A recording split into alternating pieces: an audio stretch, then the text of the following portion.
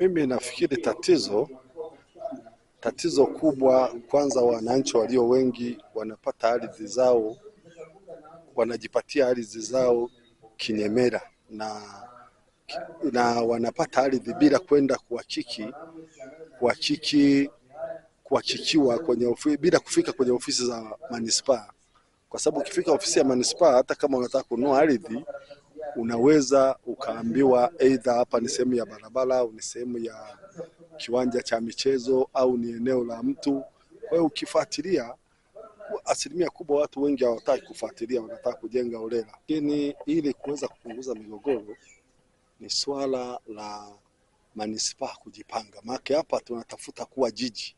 Litakapokuwa jiji na migogoro ikaendelea, maana ya jiji inakuwa haina maana. Kama nilivyokuambia kwamba inapokuwa manispaa alafu wakaanza kuzungumza ya unafika ofisi ya ardhi wanakuambia GPS hatuna, inakuwa ni aibu. Ina maana iwepo mkakati wa ofisi ya ardhi kuzuru hata kwenye mitaa, ili mara kwa mara, ili waweze kuwa wanatatua hiyo migogoro ya ardhi kabla haijawa mingi. Na hasa viwanja vile vilivyojengwa zamani vilipimwa, lakini watu wengi hawana elimu. Mtu anakuja anakuuzia, wewe uendi kuhakiki, matokeo yake unajiingiza kwenye mgogoro.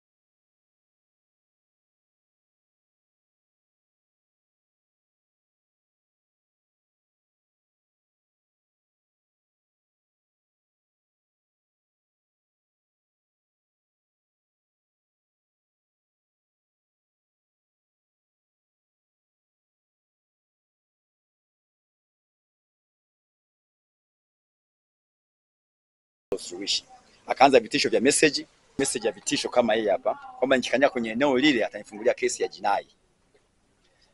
Kanitisha kweli, namba niliko hapa, niko mazingira ya Kaitaba, lakini usalama wangu ni mdogo. Maana mimi ni fundi carpenter joiner, tuko sokoni, sikukula wananchi, nitengeneza kazi, tunafanya kazi mpaka usiku, tunatoka usiku. Si ajabu mtu akakuapa akakutoa roho. Kwa hiyo usalama wangu ni mdogo sana. Angalia, mtu hawezi kuja hata kikamilifu. Mimi hati hii nimeipata mwaka 1998 nikiwa kijana. Nimeiendeleza moto ukichoma mbuga pale. Haijaja hata chuo. Nimekaa nayo, barua waandishi wote tunavyowaona hapo waliweka sahihi zao, sawa?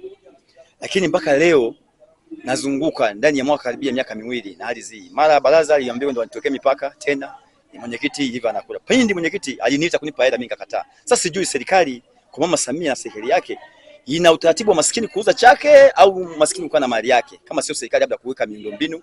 Najua kama miundombinu ya serikali unaweza kusema na mimi address kwamba nitoa ardhi kwa ajili ya serikali. Ujisikie umeenea, sio kwamba ujisikie yani uwajibike, ufanye kazi, ujitume. Sasa hapa kinacholeta shida kubwa hapa manispaa ni uwajibikaji tu wa watumishi. Ni uwajibikaji, kwa sababu migogoro hiyo mingi wangekuwa wanaenda kwenye matukio, si ndio? Wangekuwa wanaenda kwenye mitaa, wanasaidizana na wenye vitu wa mitaa.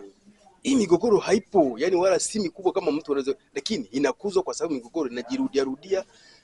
Mtu anajikuta anakuja manispaa, akija manispaa anapewa kauli ile ile, anaambia tutaangalia, hawaonekani. Wakati wewe labda ni kiwanja chako kimevamiwa na aliyevamia anaendelea kujenga, na unajua madhara ya kujenga. Mtu akishajenga nyumba yake akaiezeka, ukimwambia nyumba yake iondoe, atakwambia nifidie. Wewe una hela ya kumfidia, utafanyaje? Migogoro hapa ya ardhi asilimia kubwa inasababishiwa na watumishi hawawajibiki, hawajitumi. Kwa jina naitwa Kura Wilibard Anta, ni afisa maendeleo ya ardhi katika halmashauri ya manispaa ya Bukoba.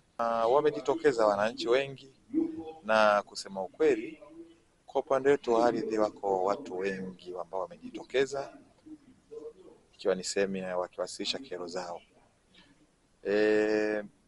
Changamoto tunayoipata kwenye upande wa kero za ardhi kwa kiasi kikubwa. Tumeona kwamba ukiacha hizi kero nyingine za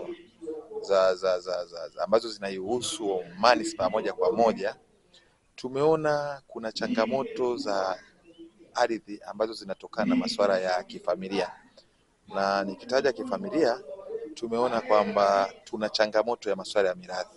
Wamejitokeza hapa kina mama, wamejitokeza wananchi tofauti tofauti, mtu analalamikia kudhulumiwa kwenye migao iliyotokana na mirathi ya labda wapendwa wao waliotangulia mbele za haki.